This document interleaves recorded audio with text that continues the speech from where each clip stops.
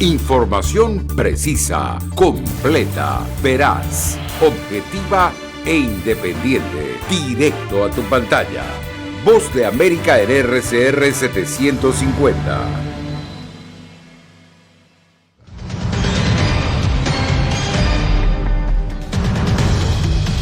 Tribunal condena a la vicepresidenta argentina Cristina Fernández a 6 años de prisión por defraudación al Estado. Propuesta bipartidista en el Senado de Estados Unidos busca definir el estatus de millones de migrantes. El estado de Georgia decide hoy en segunda vuelta su representación en el Senado estadounidense. Y Marruecos hace historia al pasar por primera vez a cuartos de final, dejando a España fuera. Portugal también avanza.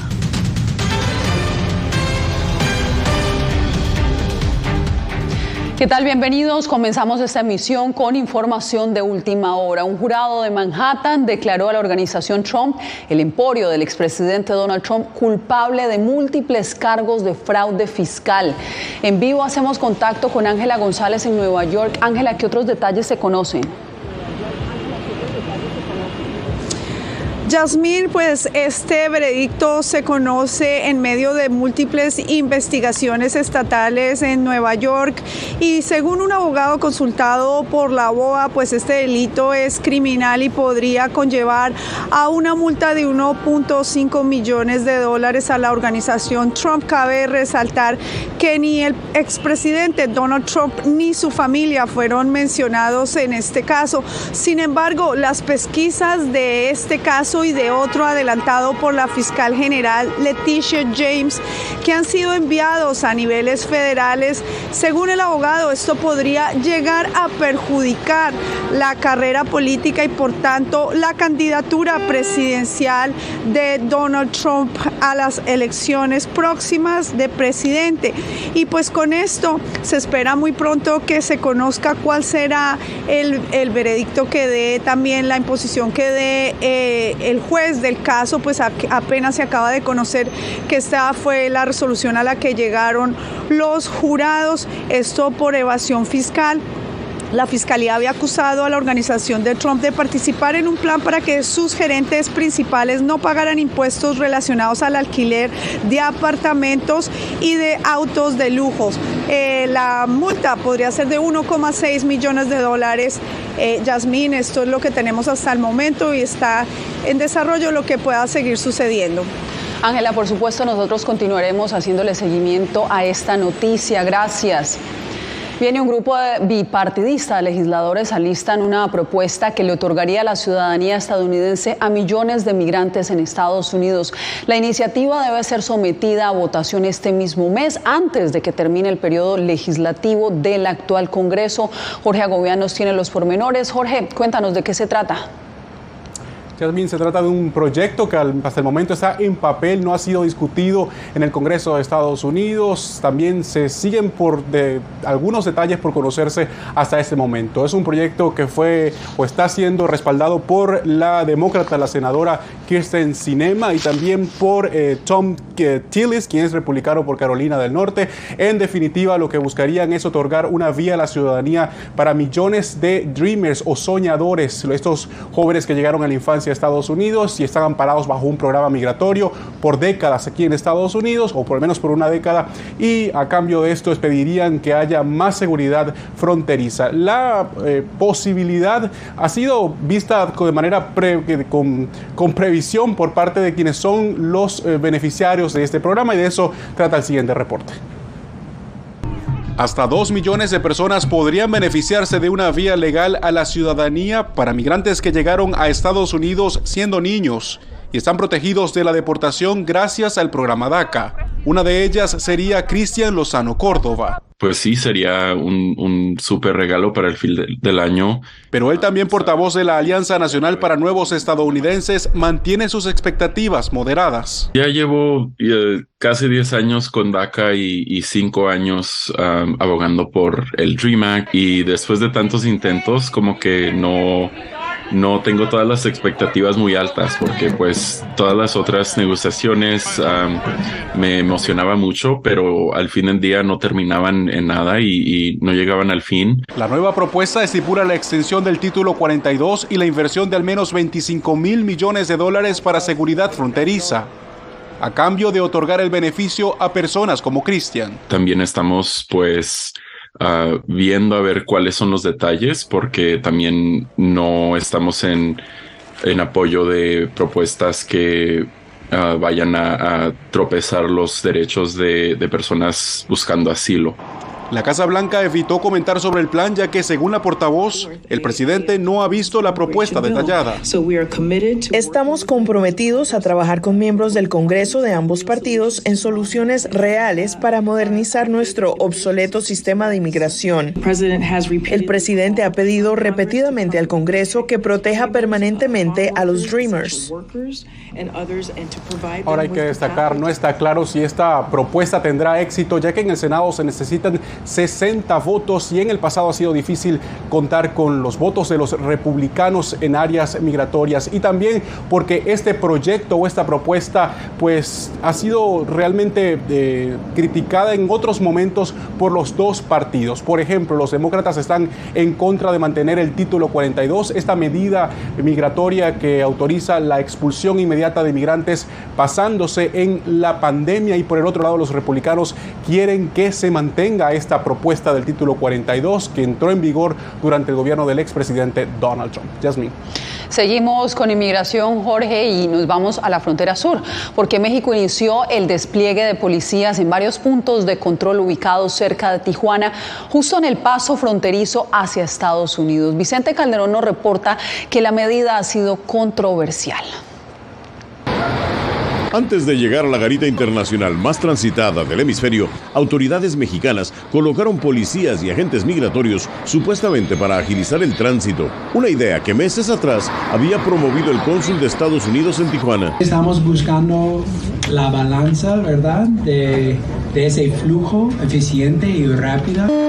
Pero varias organizaciones protestaron frente al consulado estadounidense por los retenes. Vemos como que el muro se está moviendo más hacia México. Los manifestantes aseguran que los controles mexicanos le hacen el trabajo a Estados Unidos al impedir que solicitantes de asilo lleguen a la garita fronteriza. Y no queremos ser los perros guardianes del imperio. Se trata principalmente de rusos que en auto hacen fila entre turistas y ciudadanos para llegar a territorio estadounidense y pedir refugio. Personas de Rusia que intenten cruzar los Estados Unidos en una manera irregular, que causa un poco de caos. Agentes aduaneros estadounidenses se apostaron en el límite territorial para revisar documentos y detectar viajeros rusos. Pero los extranjeros persisten.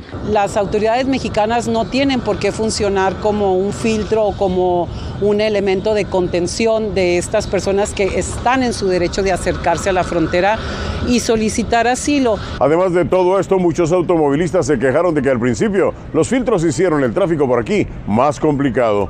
Vicente Calderón, Voz de América, Tijuana.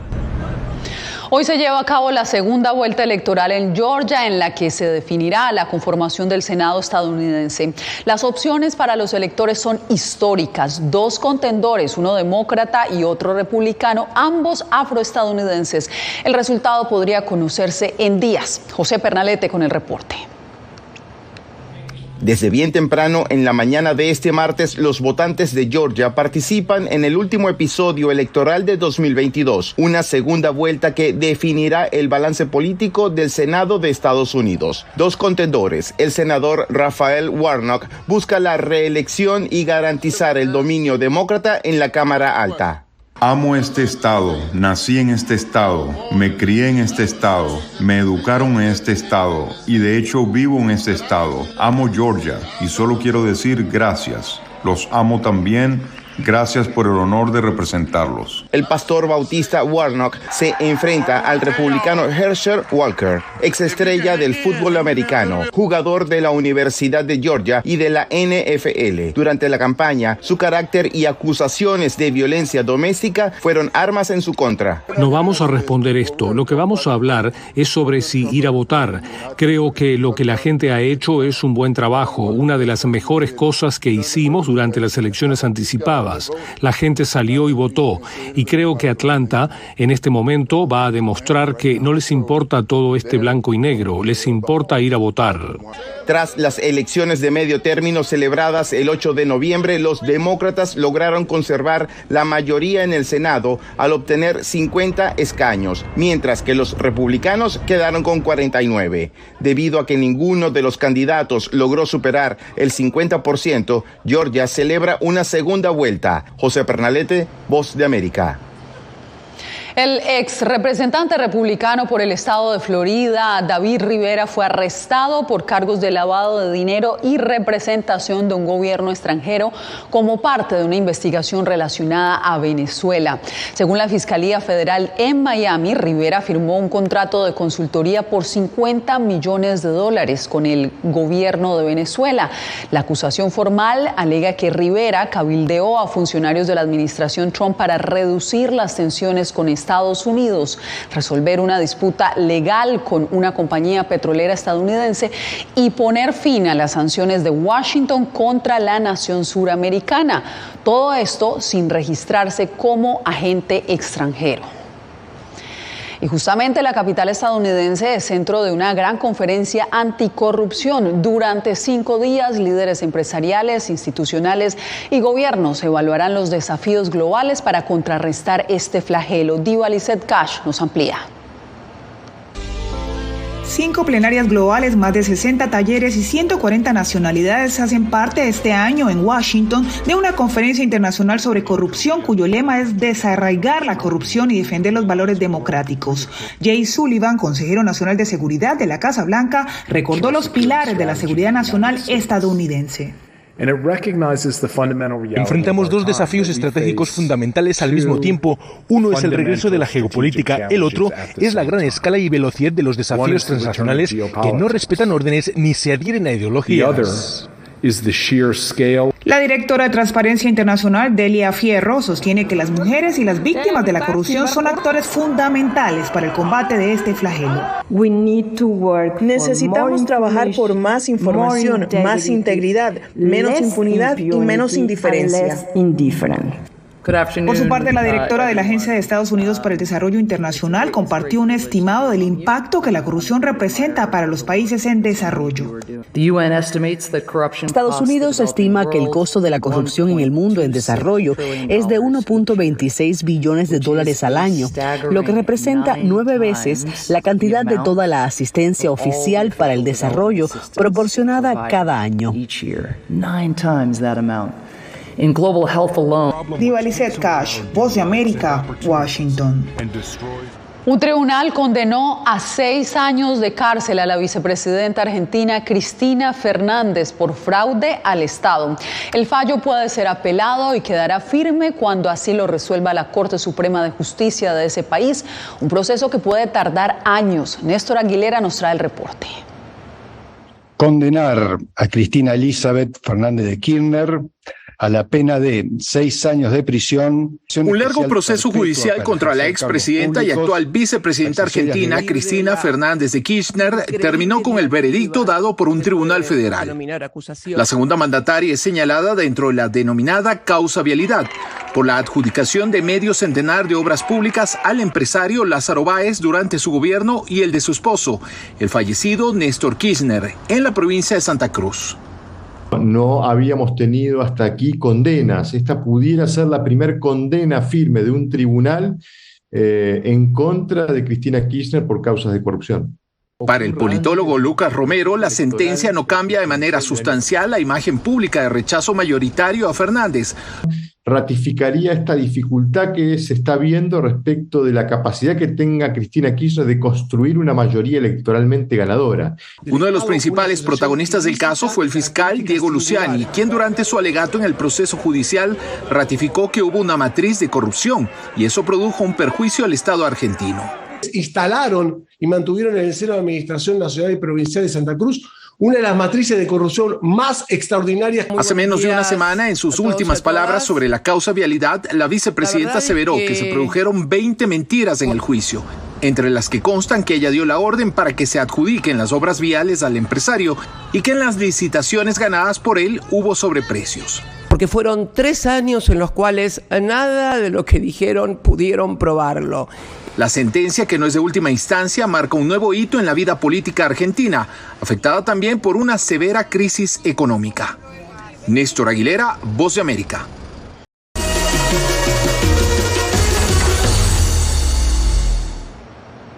En el Mundial de Fútbol en Qatar, Marruecos se volvió protagonista al avanzar por primera vez a cuartos de final, dejando en el camino a una España que falló 3 penas máximas. Portugal también sigue con vida tras batir cómodamente a Suiza.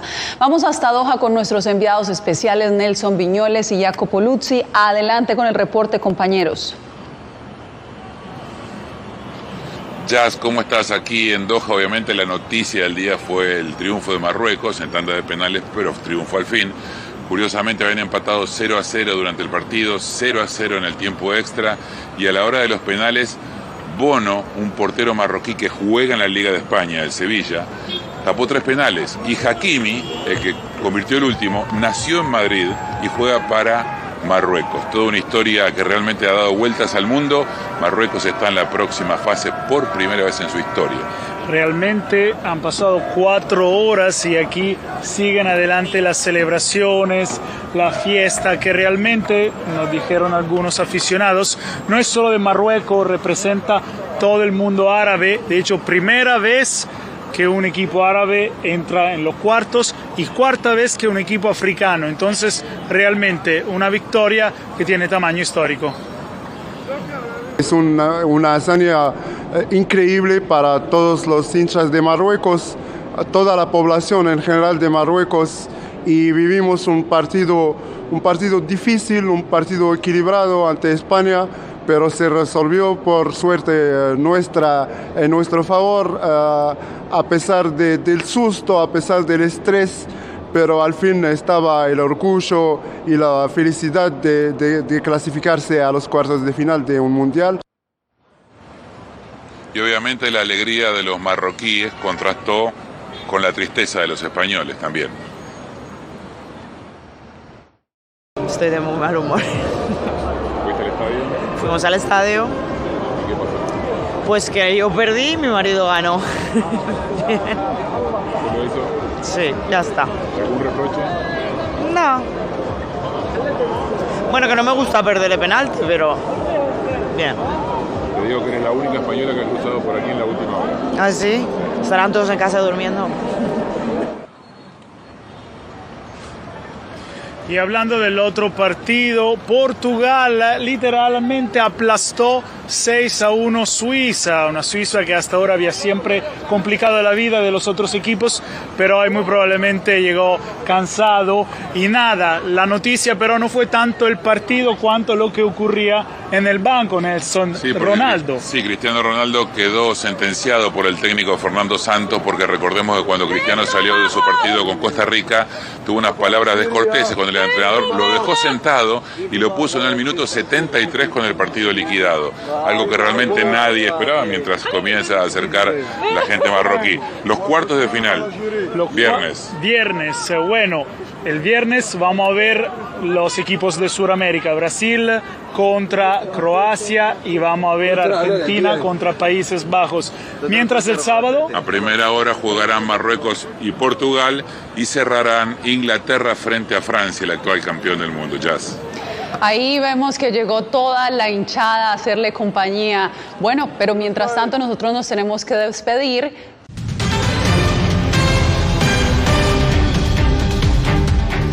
Un ataque de las disidencias de la guerrilla de las FARC en el departamento del Cauca, en Colombia, ha dejado 6 militares muertos, 6 heridos y 7 más desaparecidos. Se trata del segundo atentado contra militares en menos de una semana. Jair Díaz con el reporte.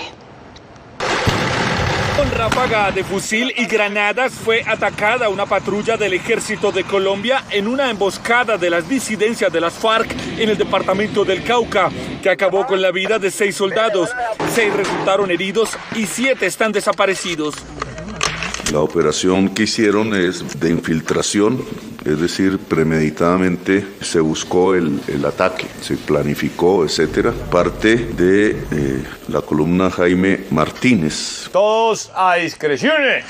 En un consejo extraordinario de seguridad, el presidente Gustavo Petro apuntó que los operativos militares contra esta guerrilla en Putumayo, Cauca y Arauca no van a parar. Obviamente tiene que ver con rutas de narcotráfico y otros. La acción militar no cesa mientras no haya realmente una voluntad real de negociación. Las autoridades militares realizan operativos en la zona en búsqueda de los soldados desaparecidos. Las reacciones de rechazo a esta masacre no se hicieron esperar. No podemos reducir la autoridad legítima del Estado ni arriesgar un centímetro la institucionalidad frente a las atrocidades de las llamadas disidencias. Manifestarle mi pésame al Ejército de Colombia y a las familias de esos soldados, de esos héroes que fueron masacrados por las disidencias de las FARC. En menos de una semana ya son 9 los militares asesinados por grupos disidentes de las FARC en el Cauca. Jair Díaz, Voz de América, Bogotá. En otras noticias, estas son las imágenes de Soyapango, un municipio en El Salvador que desde el fin de semana se encuentra cercado por más de 8.000 soldados y 1.500 policías. Las Fuerzas Armadas de ese país continúan operaciones contra las bandas criminales. El enorme operativo de seguridad que comenzó el 3 de diciembre incluye inspecciones casa por casa y es parte del estado de emergencia declarado por el presidente Nayib Bukele luego del aumento de la violencia por las pandillas.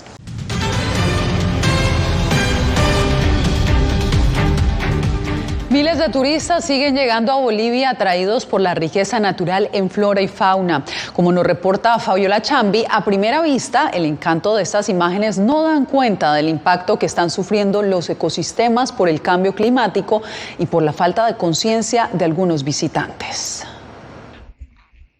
Potosí, al sur de Bolivia, tiene uno de los destinos más impresionantes para turistas locales y extranjeros.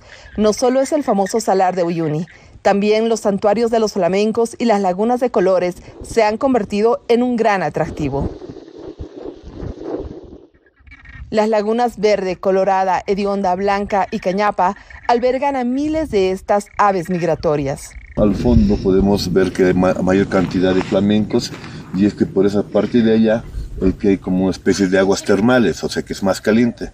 Y entonces todos los flamencos se van allá para anidar y dejar sus huevos. Estas aguas que adquieren colores debido a pigmentos naturales como las algas o elementos minerales como el magnesio o el azufre han reducido significativamente su caudal en los últimos años debido a la crisis climática.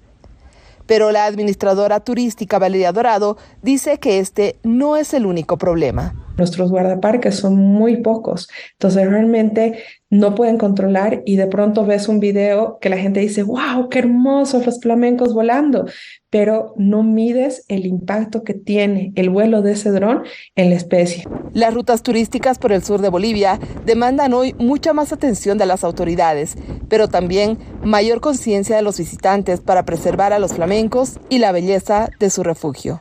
Fabiola Chambi, Voz de América, Bolivia. Cientos de santas crearon un mar rojo sobre las calles de un pequeño pueblo alemán durante una divertida carrera que se realiza cada año en el Adviento. En ella los participantes corrieron disfrazados de Papá Noel, no solo por el frío, sino también para ganarse una taza de vino caliente. Y en esta 14ª versión de la carrera corrieron unas 900 personas en distancias de 2,5 y 10 kilómetros. Con esta imagen nos despedimos por hoy. Gracias por acompañarnos en El Mundo al Día. Les informó Yasmín López.